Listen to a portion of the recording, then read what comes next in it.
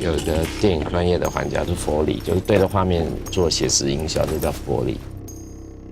它可以依照画面的节奏，让它小声，让它大声。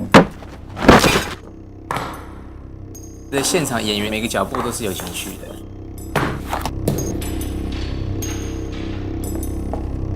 在这边待了40年了，每天就想一些声音该怎么去创作。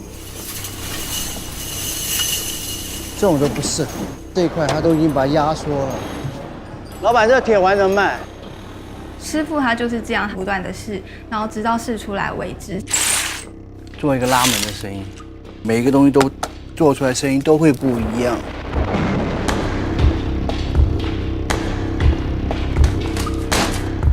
我都有准备了，这张还是我儿子的。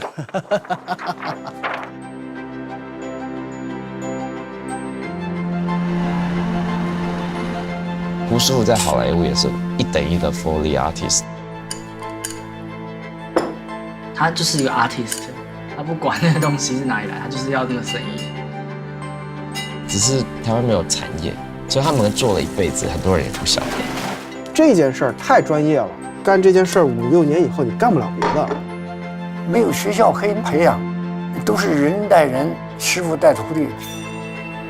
一个世代的转变就这样过了。